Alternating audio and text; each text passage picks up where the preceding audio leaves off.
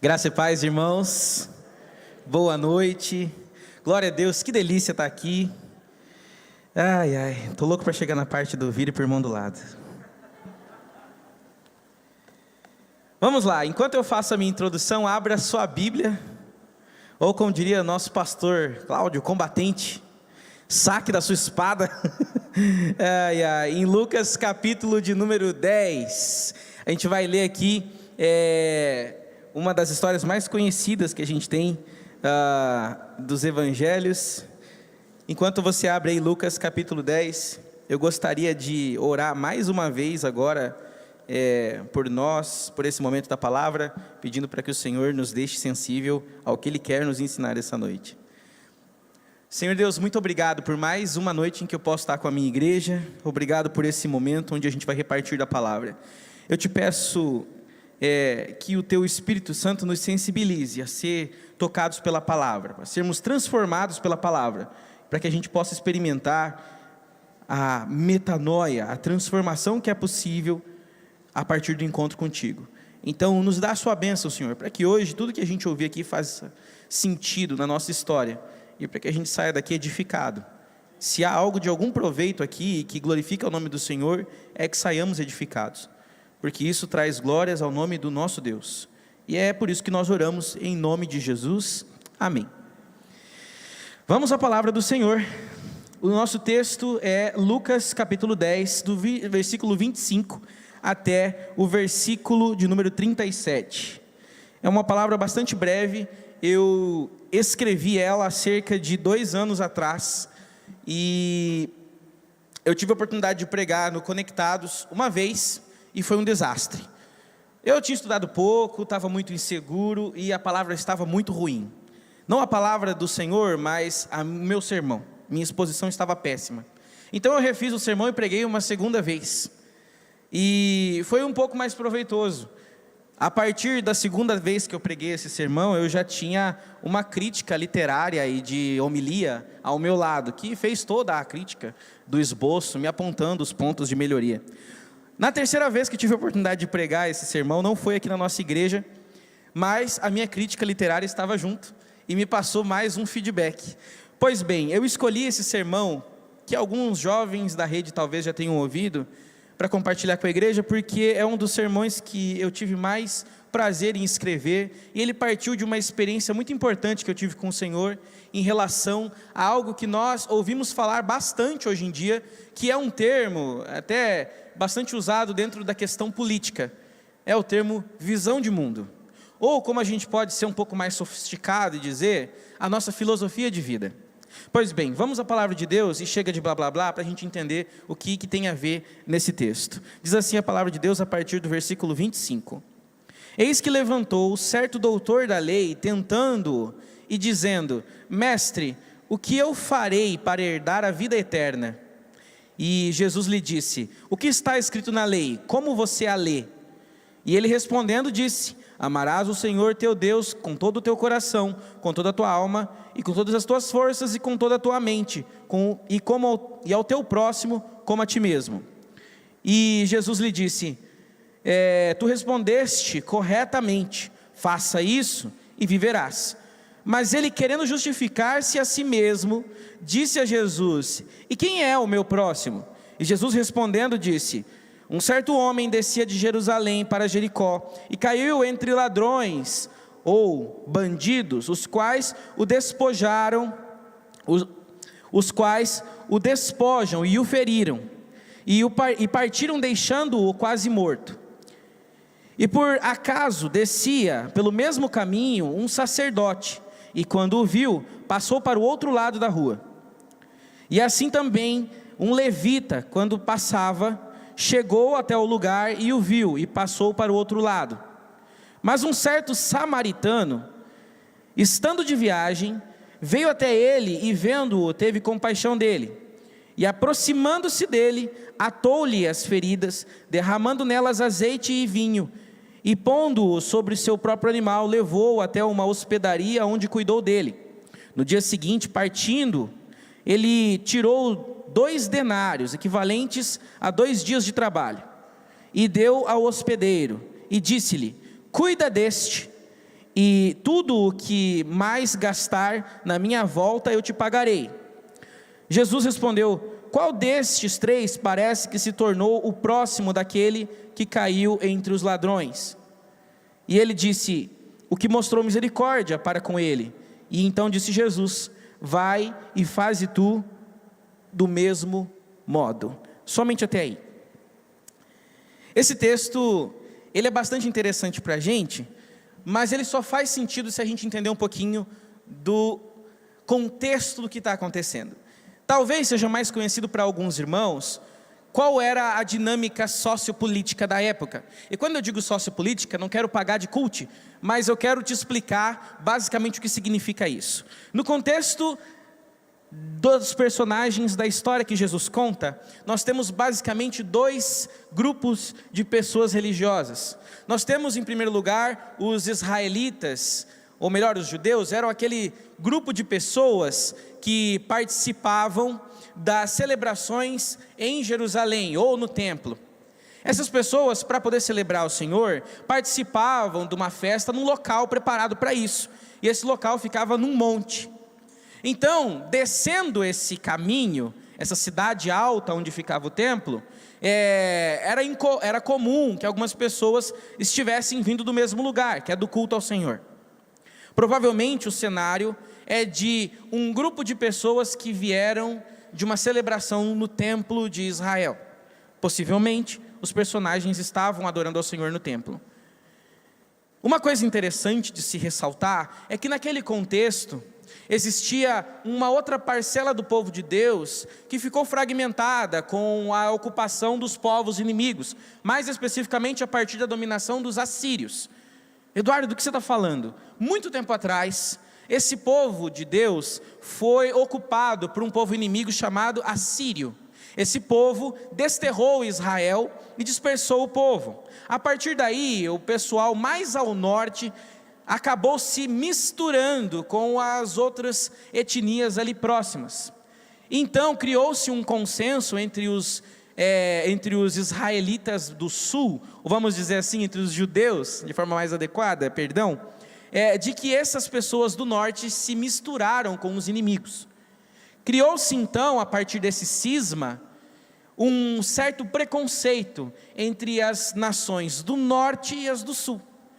Aqueles que eram do sul se consideravam sangue puro, pessoas que guardavam a doutrina correta, o ensino correto e a identidade certa da fé. E observavam aqueles outros do norte como pessoas que se misturaram, ou que se deram em casamento com os nossos inimigos. Então, a partir daí, a gente já consegue entender que existe uma relação de desconfiança, de menosprezo e de falta de proximidade, ainda que professem a fé no mesmo Deus. É por isso que a gente tem alguns episódios bíblicos que se perguntam a Jesus aonde a adoração deve ser feita, se no templo, se no Monte Santo, porque esses povos acabaram estabelecendo locais de adoração distintos, porque não era possível conviver.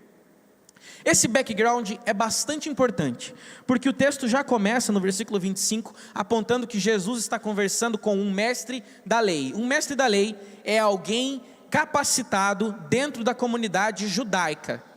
Ele não é um samaritano. E é interessante que o personagem da história é beneficiado exatamente pelos cuidados de um samaritano. Guarde essas informações na cabeça enquanto eu vou voltar para a minha introdução. Bom, vamos lá. Você já deve ter ouvido falar que nós somos indivíduos coletivos, que é da nossa natureza fazer parte de grupos.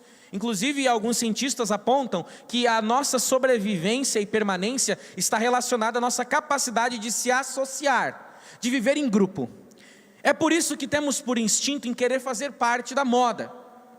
Por exemplo, nos anos 70 era bastante comum que os ternos que os pastores utilizavam tivessem aquelas ombreiras do Didi Mocó bem grandonas, uma gravata bem grandona, parecendo um babador, com várias estampas floridas e coloridas. As calças eram bem foló e tinha aquele sapato com um lacinho de couro em cima. Vocês lembram disso aí? Há lá estilos de costuras à mão. Os cintos eram os mais extravagantes possíveis, com aquela bandeira de Campo Grande, com listras e X bem chamativos, e um charmoso prendedor de gravata dourado, com uma pedra verde no meio. A moda mudou, agora a gente usa calças slim coladinhas, calça social Saruel. Fui para comprar a minha, pastor, e tinha lá calça social Saruel, deve ser bem confortável, não sei. Mas a moda é um exemplo de como nós gostamos de fazer parte de grupo. Por que essa informação é relevante? Porque isso também acontece dentro da espiritualidade. Se nós ouvimos falar que Deus está operando algo inacreditável na igreja do bairro longínquo, caramba, precisamos ir lá na igreja do bairro longínquo para ver o que está acontecendo. E é natural que, por mais que a gente questione, existam algumas pessoas que são mais céticas, que são mais críticas. Mas o espírito do texto não me diz isso. Ele não fala sobre um questionamento saudável que está acontecendo aqui. Nós não estamos falando apenas de um movimento que está acontecendo dentro do judaísmo, que está sendo questionado por judeus mais ortodoxos. A gente está vendo aqui um movimento completamente diferente, que alguns judeus vão lá e vão dizer assim: nós precisamos desmascarar esse rabino chamado Jesus, para que ele seja anátema, porque o que ele diz é um absurdo. Então é com esse coração e com essa intenção pura de defender a religião que um mestre da lei vai até Jesus tentar questionar o que está acontecendo. Mas tudo bem, as perguntas são saudáveis até certo ponto. Mas tem uma coisa bastante interessante, que Jesus utiliza de uma história para fazer uma crítica não só às intenções do judeu, mas principalmente ao movimento judaico. Ou vamos falar no português bem claro, Jesus está a fim de dar uma cutucada naquela religião, para saber se esse monte de gente que está vindo importuná-lo, se são pessoas que são crentes de verdade, ou se só estão querendo ficar mais confortáveis dentro de sua religiosidade. Bom, para isso Jesus faz uma pergunta bastante interessante. Ele pergunta para o cara a respeito da lei. E aí a gente vai ter basicamente uma abordagem de Jesus que leva em conta duas linhas que a gente pode usar para partir do raciocínio da nossa exposição de hoje. A primeira abordagem que a gente pode fazer do texto, ou do que Jesus está ensinando, é uma abordagem filosófica. Nós podemos observar que Jesus fala de uma visão de mundo que move as pessoas. A gente fala de visão de mundo, nós falamos de filosofia, falamos daquilo que é conceito para nós, porque a nossa filosofia de vida, ou cosmovisão, ou visão de mundo, é o que vai governar a forma como nós vamos escolher o que vamos assistir, o que vamos pensar, a partir do que nós vamos levantar uma desconfiança. É por isso que quando alguém tem um discurso completamente ou diametralmente oposto ao que a gente acredita, a gente geralmente já começa a ouvir os argumentos mais ou menos assim: fala lá, fala. Como é bastante comum hoje em dia, lá vem o direiteiro falando, lá vem o esquerdista falando. A gente se arma já de todos os argumentos, e já fica na nossa cabeça aqui guardado todas as respostas prontas, porque a gente já tem uma visão de mundo. E Jesus está falando em primeiro lugar, ou em primeiro nível, a respeito de uma abordagem filosófica. E qual é a abordagem filosófica? O conceito que a lei estabelece é amar a Deus e amar ao próximo, como uma filosofia de vida, como uma forma de enxergar ao mundo. Amar a Deus e amar ao próximo é a premissa para que eu entenda como Deus, ao menos o Deus da lei, quer que eu me relacione com a realidade. Eu devo amar a Deus de forma complexa, completa e forte, firme e convicta. E devo amar o outro como eu amo a mim. Isso é um conceito filosófico. Mas Jesus não está aqui só para blá blá blá filosófico. Fazer tais coisas não é questão meramente religiosa, mas tem a ver com intenção. Jesus está falando sobre um conceito que norteia a vida. Na filosofia da vida cristã, as intenções são muito mais do que mera ideia, ou do que mero texto que a gente deixa aberto em cima do armário na nossa casa. Para a fé cristã, ter uma Bíblia aberta com um conceito que eu apenas sei, não tem nenhum significado. Isso precisa de uma outra peça desse quebra-cabeça. Nós estamos falando aqui sobre intencionalidade. Pois bem, existe uma outra linha a respeito do que Jesus está falando, que é a questão prática. A questão prática tem a ver com como a gente pratica essa questão. Jesus aponta para a prática da lei. Como é que se ama a Deus e como é que se ama o próximo? Jesus está ensinando que não basta saber ou ter inclinação, mas a gente precisa buscar meios e ações para poder amar a Deus e amar ao próximo. Jesus ensina não somente o serviço pelo serviço, mas fala sobre comprometimento, sobre engajamento, sobre custo. Jesus está falando sobre o que está na mente e no coração, mas principalmente sobre o que escorre para as mãos. Isso me lembra uma frase que eu ouvi do pastor Christian há alguns anos atrás. Ele falou bem assim: o evangelho em nós traz luz para a mente, fogo para o coração e trabalho para as mãos. Como nós colocamos para fora aquilo que temos noção aqui dentro e que sentimos aqui dentro. É através de como nós escolhemos viver a nossa visão de mundo.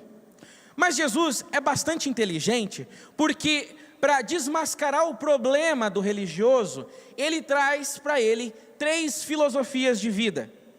3 filosofias de vida, das quais nós vamos abordar aqui, e eu espero que você se identifique com alguma delas. As 3 filosofias de vida estão dentro da parábola e mostram como a gente lida com o mundo e com a realidade a partir das nossas convicções e a partir de como nós enxergamos a espiritualidade. Você quer ver como que as 3 filosofias de vida se expressam no texto bíblico? A primeira filosofia de vida é a filosofia dos ladrões. A filosofia que diz: o que é seu é meu. Agora é legal, repita comigo aí. O que é seu é meu. Essa é a primeira filosofia de vida. Jesus respondeu com uma história. Certo homem descia de Jerusalém até Jericó, quando foi atacado por bandidos. Eles lhe tiraram as roupas, o espancaram e o deixaram quase morto à beira da estrada. A primeira filosofia de vida é a filosofia dos bandidos. Uma filosofia de vida egoísta, uma filosofia de vida que é mesquinha, que é mais fácil. E aí você pode pensar assim comigo: é claro, Eduardo, eu não me relaciono com essa filosofia de vida. Eu não sou um bandido, não cometo crimes. Só um pouquinho. Nunca fui fichado na polícia. Isso não tem nada a ver comigo, não serve para mim esse primeiro ponto.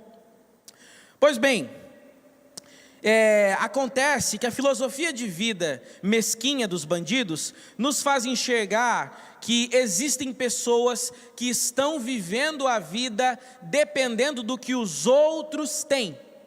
A filosofia de vida dos bandidos não é construir nada.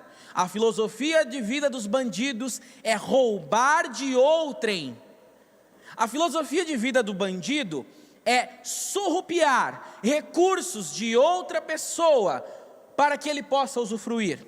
A filosofia de vida do bandido não inclui trabalhar para conseguir, inclui tomar à força. A filosofia de vida também inclui humilhar o outro e deixá-lo sem recurso. Se a gente expandir a aplicação disso, podemos entender então que a filosofia de vida, o que é seu é meu, também pode se aplicar em outras áreas da nossa vida.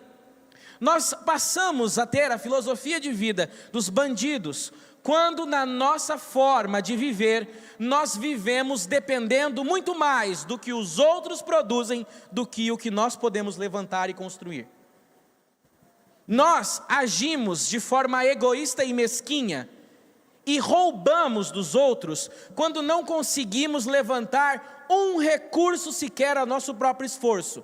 A nossa espiritualidade depende de outra pessoa, o nosso sustento depende de outra pessoa, nosso movimento de vida depende de outra pessoa. Você já encontrou pessoas que não conseguem viver por conta própria? Que depende de que alguém decida como a coisa vai ser, e ela vai lá e só consome os recursos? Pessoas que não participam do trabalho em equipe, mas querem ficar com todos os louros da recompensa. Pessoas que não sabem no trabalho repartir os trabalhos, dividir as tarefas, revezar o peso das coisas que estão sendo carregadas, mas querem usufruir de todos os benefícios. Você conhece alguém assim? Você conhece pessoas que não conseguem produzir absolutamente nada, até a espiritualidade da pessoa é aquilo que mandaram ela fazer, ela não consegue produzir, ela vive do que outra pessoa produz. Pessoas que não conseguem avançar e que vivem sugando de outras pessoas. Gente que não consegue construir projetos próprios, que vive de frustrar projetos alheios. Pessoas que vivem a sugar emocionalmente dentro de seus relacionamentos através de dependência, abuso moral, através de ameaças, através de violência, a boa vontade de outra pessoa, ou comprando ou sugando do suposto amor que a outra pessoa tem à disposição para obter para si benefício próprio. Você conhece pessoas assim? Pessoas que têm uma filosofia de vida que é: o que é seu, é meu. Não tem o meu para repartir, mas o seu a gente reparte. Dá aqui isso aqui. Ah, mas você estava pensando em viver a sua vida desse jeito? Mas eu não quero que você viva ela assim.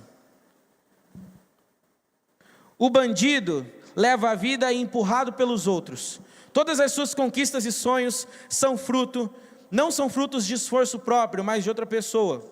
O bandido está preocupado em pegar atalhos. Todas as vezes que nós pegamos atalhos, que precisamos pisar em alguém para conseguir algum benefício para a nossa própria história ou para o nosso próprio projeto, a gente está sim roubando de outra pessoa, estamos matando sim. E quando nós, a benefício próprio, tiramos do outro a ponto de deixá-lo sem nada, vivemos e fazemos o que fazemos, estamos agindo sim com uma filosofia bandida, uma filosofia de quem veio para roubar e deixar ao léu. Não ao léu, Leonardo, deixar jogado. Ou seja, é muito provável sim, que existam pessoas entre nós que vivam a vida com uma filosofia de vida completamente distante daquilo que Deus sonhou. Os bandidos não têm nada para compartilhar. Pessoas que vivem a vida com a filosofia do que é seu é meu, só deixa rastro de destruição e ferimento. Você conhece pessoas cujas quais os relacionamentos são sempre péssimos? Pessoas que são o que se diz hoje tóxicas, amigos com conselhos ruins, pais que amaldiçoam, irmãos que só põem praga e não querem o menor contato, pessoas que só têm palavras negativas, pessoas que só têm desgraça para despejar sobre a vida dos outros. Assim é a filosofia do que é seu é meu. Eu estou tão vazio de mim que eu preciso tirar de você para eu ter alguma coisa. Eis a filosofia. Porém, Jesus propõe uma segunda filosofia de vida, que é a filosofia dos religiosos. Com essa, eu acredito que alguns irmãos até tenham coragem de se relacionar. Mas olha que interessante, a filosofia de vida dos bandidos é: o que é seu é meu. A filosofia dos religiosos ela é um pouquinho diferente, porque ela é um pouco mais tranquila de lidar. E muita gente talvez se identifica. Ela diz assim: o que é seu, o que é meu. O que é seu problema. O que é meu, tu não te mete. Tu conhece gente assim? Eu não falo uma vírgula de ninguém e não quero que ninguém se meta na minha vida. É até saudável boa parte do discurso, mas a gente tem que tomar muito cuidado para que a gente não seja mais religioso andando no meio do caminho. Olha só que interessante o que diz a palavra no versículo 31.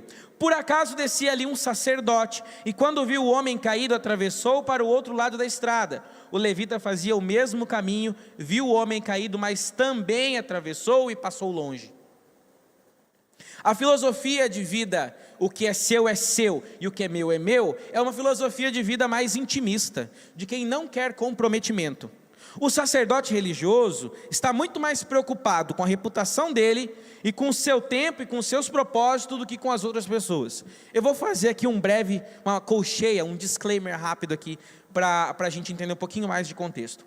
Dentro das leis rituais e religiosas consuetudinárias, a gente pode observar que os sacerdotes e líderes judeus, eles não podiam ter contato com cadáveres ou com animais e coisas impuras, porque se eles tivessem contato com essas coisas, eles estariam excluídos, pelo menos por um período, até a purificação, de participar das celebrações religiosas. Por mais que esse sacerdote, dentro da religião daquela época, ele tivesse algum respaldo para isso deve ser observado com bastante cuidado, porque dentro da nossa religiosidade, nós também somos incentivados a nos manter puros, e por conta desse pretexto, muitas vezes é assim que a gente lida com a lei de Deus, nós utilizamos isso como um motivo para fugir da nossa necessidade de se importar com os outros. É muito mais fácil eu colocar propósitos pessoais distorcidos como forma de me livrar de algum tipo de responsabilidade. É engraçado que para o religioso não custaria nada atravessar a rua e meramente observar o estado daquele homem. E a reação narrada por Jesus não prevê nenhum tipo de diagnóstico. É o tipo, não quero nem saber, sair você deixa longe de mim. Sair é problema da prefeitura, sair é só com psicólogo, sair chama o pastor, sair não é comigo não. Você conhece gente assim? Gente que não gosta de se comprometer com nada, do famoso, eu dou até o dinheiro, só não me chama para ir lá no meio daquele lixo, falar com aquela gente fedida. Eu dou até o dinheiro, mas não conta comigo para esse negócio de ir na rua, ficar abraçando gente bêbada por aí, esse negócio de ficar ouvindo gente problemática. Eu dou o dinheiro. Ah, mas o pastor não pode, estou pagando, eu que sustento o pastor, ele que vai lá resolver isso aí. Não tem gente que pensa assim? Gente que terceiriza partes da espiritualidade porque são muito mais convenientes. Sabe por quê? Porque elas vão de encontro aos nossos projetos pessoais. Vai atrapalhar o meu projeto? Vou chegar atrasado para o culto, sair daqui, perder aquela cadeira que eu tenho no rumo do ar-condicionado, assim, que me deixa bem fresquinho.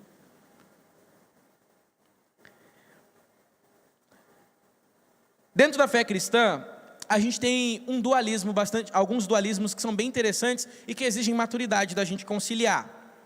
Conceitos que a gente tem em relação, por exemplo, à santidade, ao secularismo, são difíceis da gente relacionar se a gente não tem alguma maturidade, como por exemplo, a salvação ser individual, mas a graça ser comum, a responsabilidade, o cuidado e o evangelismo, a santidade e a vida secular, entregar nas mãos de Deus e fazer a nossa parte. Para mim isso é um negócio extremamente abstrato.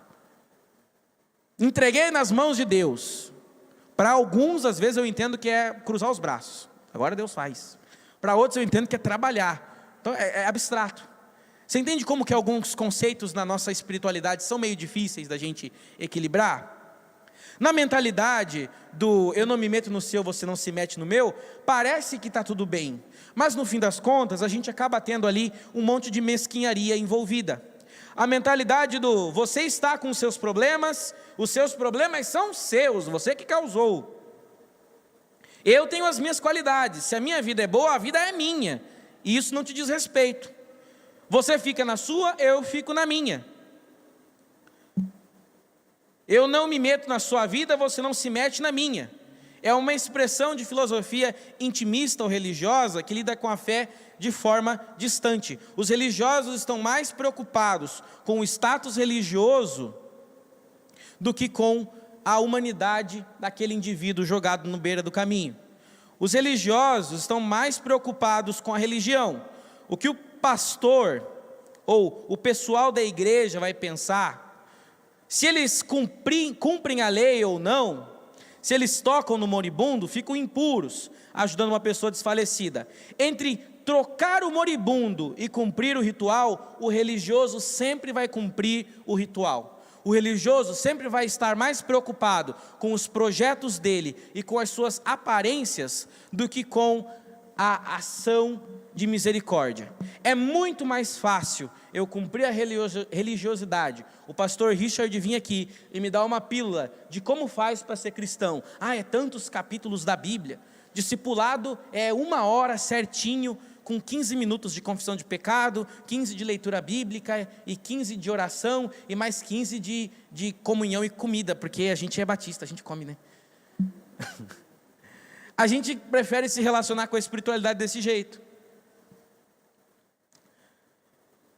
Mas ele é pecador, e está na igreja, tem que largar o pecado. Eu não vou me meter a cuidar de fulano, porque ele sabe, já viu essa? Ele sabe que está errado. Satanás vai cuidar dele, você vai ver só. Bicho, a gente prefere deixar Satanás cuidar do cara, velho. Satanás vai pegar ele, pega você, mano. Cuida dele. Desculpa as gírias, perdão, meus irmãos. Pegue-o, esse vou lhes eliar. Mas ele foi entregue ao diabo, por isso eu nem vou me meter. Uma vez eu tive uma oportunidade de, durante o seminário, visitar uma seita, que era parte de uma matéria. Calma, meus irmãos, a gente tinha uma matéria no seminário chamada Religiões Comparadas, e uma das experiências que a gente tinha que ter era prática, era visitar alguma religião, né? E a gente foi visitar uma seita, e naquela seita eles tinham uma prática bastante peculiar. Se a gente fosse botar em prática da mesma forma, ia ser uma bizarrice sem fim. Mas olha que interessante, se alguém cometia um pecado, e a comunidade soubesse disso, ninguém tinha autorização para olhar na cara da pessoa. A pessoa chegava na igreja e ninguém podia cumprimentar, era tipo assim, boa noite, pessoal. Você acredita nisso? É bizarro, bicho. Bizarro, é muito estranho, meu irmão. É complicado, é difícil. Eu vou aprender, gente. É o primeiro dia, estagiário ainda. Não é mais estágio, né, pastor? Nem isso eu posso dizer mais. Já fui seminarista, já fui narista, agora é pastor. Vamos lá. Mas tá bom.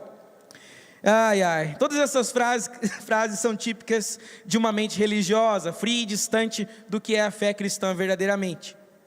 Gente que enxerga o culto como receber coisas de Deus. Eu fui lá para receber.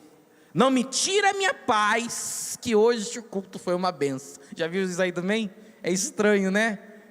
É muito louco, é bem difícil, meus irmãos, é complicado as pessoas. Pessoas que priorizam no seu projeto pessoal e na sua busca ao Senhor, forma de alcançar coisas, dons, projetos pessoais, que não entendeu que a fé cristã não tem nada a ver com você receber.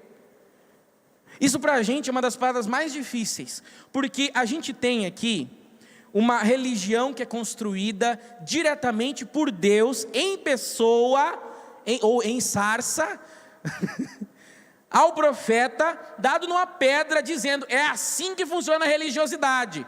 Aí o cara vai lá, faz tudo mecânico, aí Jesus vem e diz assim, na verdade não é tão mecânico assim, gente, pensa no sentido, é mais fundo o negócio, não é tão simples. Se fosse só ABC, não precisava ter profeta, não precisava ter dom, não precisava de Espírito Santo, porque daí era só seguir a receita de bolo e depois subiu, acabou, resolvido. Seria tão mais fácil, né, a fé cristã, se fosse só a gente pegar um encarte. Segundas-feiras devemos orar 5 horas. O momento da devocional é das 5 às 6 da manhã. Das 6 às 7, o melhor. O pessoal do Manhã com Deus entendeu melhor que a gente. Seria muito mais fácil pegar as coisas por encarte. Mas parece-me que a espiritualidade cristã tem a ver com a gente aprender que não tem a ver com o que recebemos de Deus, mas sim a partir do que, aliás, o que fazemos a partir do que recebemos.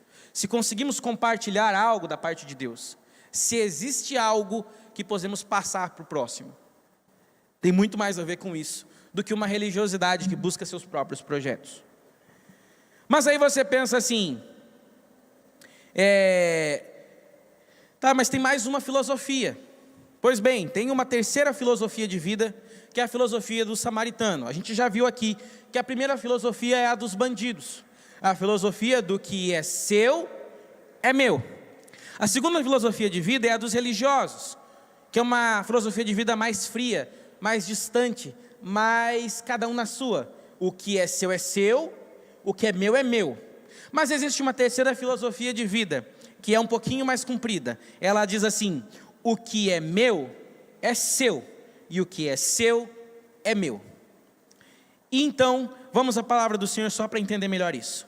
Veio um samaritano, versículo 33, e ao ver o homem, teve compaixão dele. Foi até ele, tratou dos seus ferimentos com óleo e vinho e os enfaixou. Depois, colocou o homem no seu jumento e o levou até uma hospedaria, onde cuidou dele. No dia seguinte, deu 2 moedas de prata ao dono da hospedaria e disse: cuide deste homem, se você precisar gastar mais com ele, eu lhe pagarei quando eu voltar. Preste atenção nisso. Primeiro, eu tiro de você o que você tem, ou eu fico com o meu, você fica com o seu, eu não quero nem saber, cada um que se vire. Mas a terceira filosofia de vida ela é um pouco mais desafiadora. É uma atitude que diz: eu vou até você, não para pegar algo seu para mim.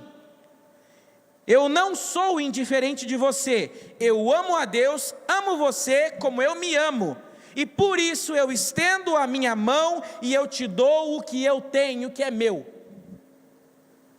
É completamente diferente.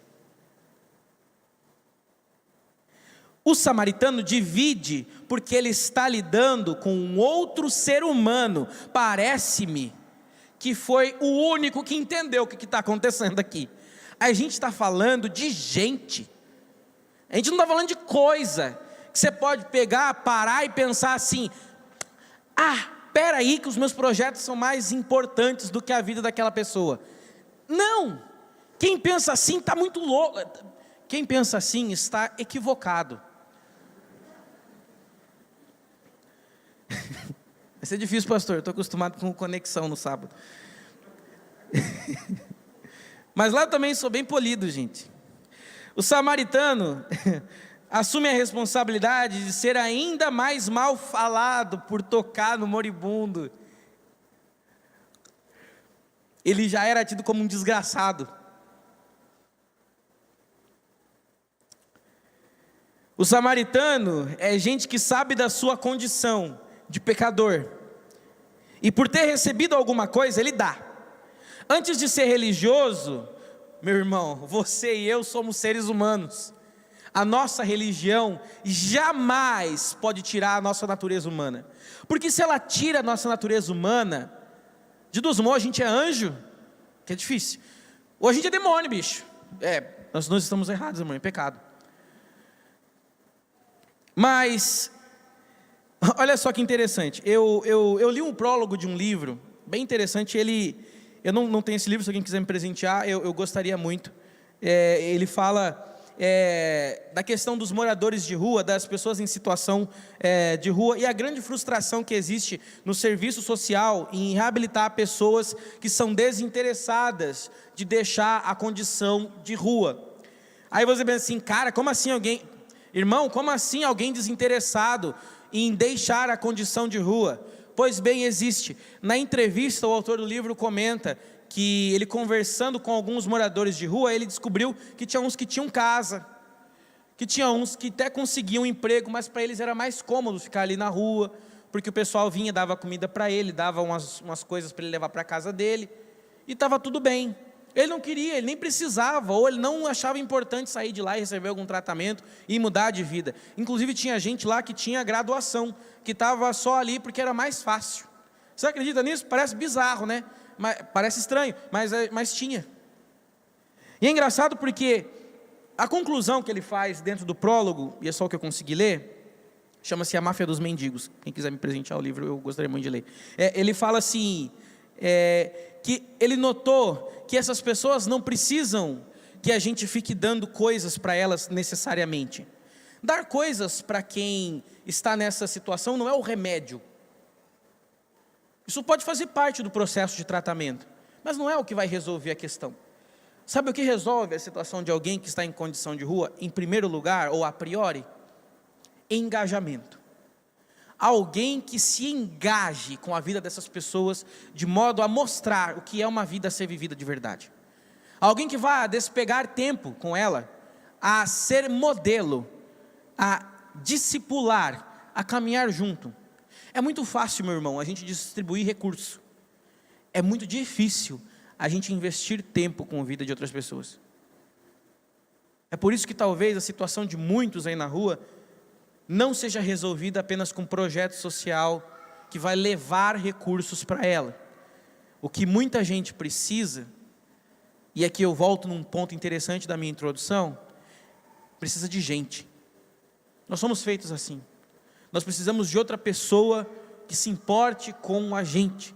Nós precisamos nos importar com os outros, nós precisamos de um círculo de pessoas. É por isso que a vida em comunidade faz tanto sentido para nós. Se não fosse assim, era dispensável a gente estar aqui hoje. Ninguém ia ter nem vontade de vir. Está online mesmo? Depois eu assisto na segunda-feira lá a palavra do pastor. Mas a gente precisa conviver. Qual é a minha conclusão a partir disso? A vida no reino não é uma vida cerimonial ou cheia de rituais. A fé do reino não tem mais a ver com o quanto você sabe sobre Deus como um mestre da lei, ou como um sacerdote, ou como um levita.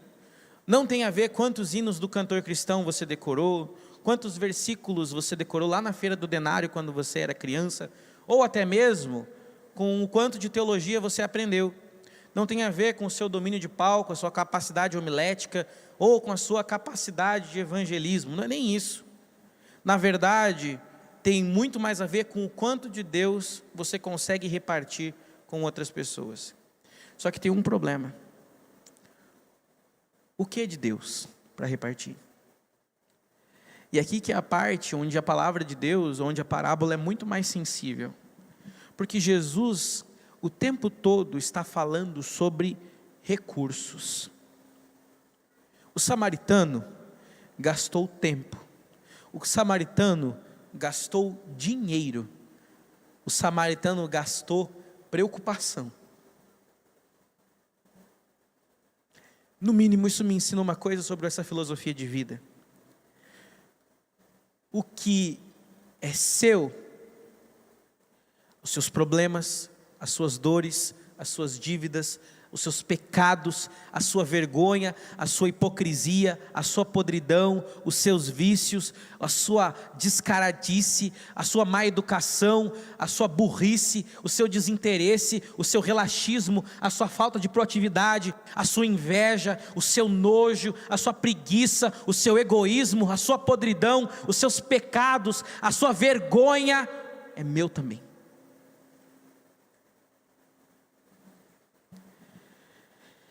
E a minha misericórdia, os meus recursos, o meu dinheiro, o meu tempo, as minhas noites de sono, os meus investimentos, os meus projetos, tudo é seu. A filosofia de vida do reino não é só o que é seu, é meu, de bom. Não é só cada um por si, todos por nenhum. A filosofia do reino é o que é seu, é meu, e o que é meu, é seu também. Quantos de nós temos capacidade? Não é capacidade. Quantos de nós tem espiritualidade de dizer, o que é meu, é seu?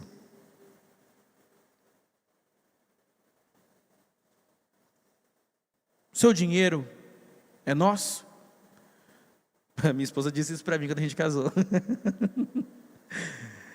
Mas conseguimos entender essa filosofia de vida? Parece que o final da mensagem de Jesus é bastante duro. E olha como é duro. É possível que eu pratique todos os ritos da minha religião, que eu vá ao culto, que eu participe da escola bíblica, que eu tenha a melhor escola bíblica de Campo Grande, que eu vá lá sempre.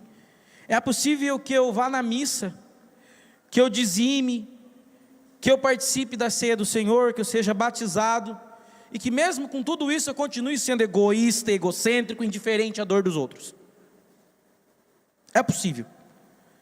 A gente é tão podre em pecado que a gente consegue equilibrar essas duas coisas. Você acredita nisso?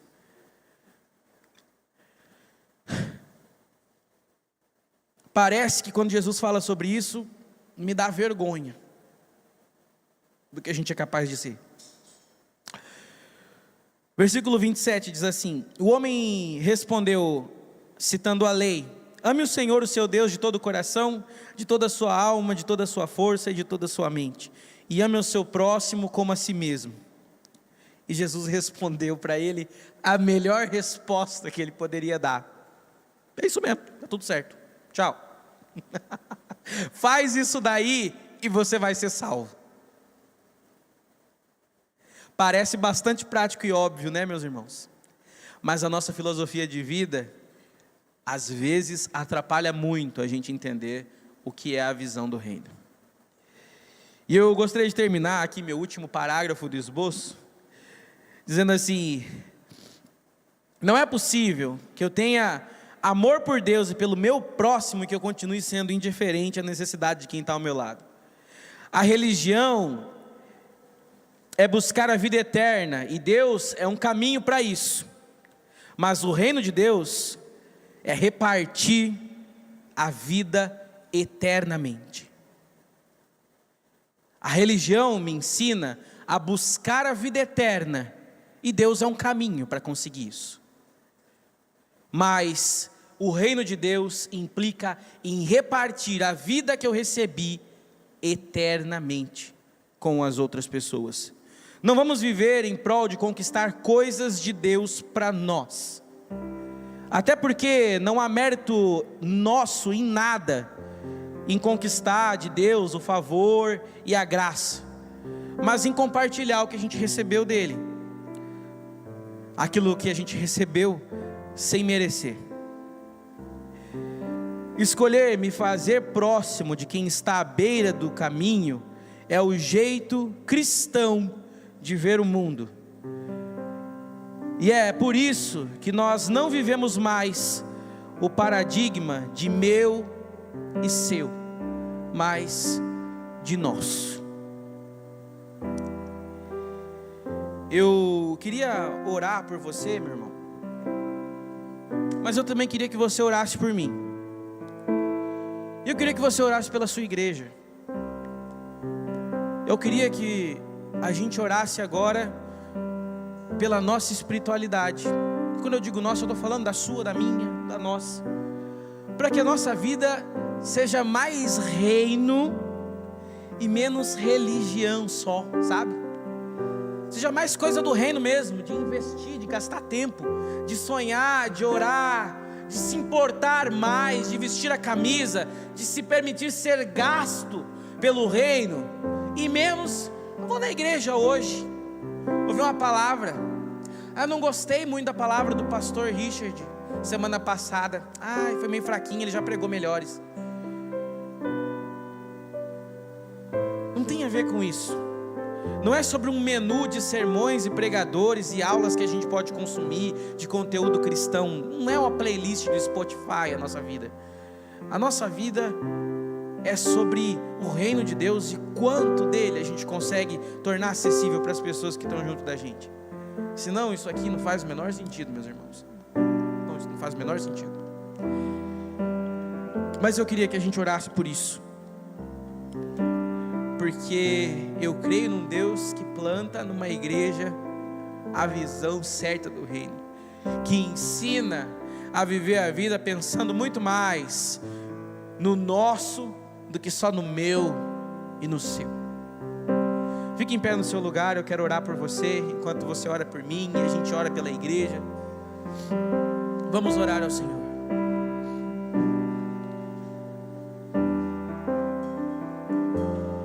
Pai amado, Pai querido, eu quero nesse momento pedir para o Senhor que haja uma transformação na nossa filosofia de vida, para que a gente seja transformado pela nossa perspectiva de viver, para que a gente consiga enxergar na vida de outras pessoas razão de compartilhar fé e aquilo que recebemos.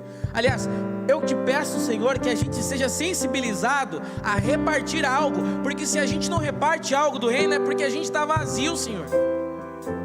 Eu quero ter algo para compartilhar, eu quero ter dignidade para entregar para outros, eu quero ter misericórdia para oferecer, porque é exatamente o que eu achei na cruz. É na cruz que eu encontrei misericórdia, perdão e alguém que se importou em mim, moribundo no meio da rua. E eu quero repartir disso porque isso me transformou, e eu quero ter misericórdia e compaixão a partir disso. Que a minha visão de mundo, a minha filosofia de vida seja a filosofia do reino, mais reino, menos eu, mais coisas do reino, menos minhas coisas.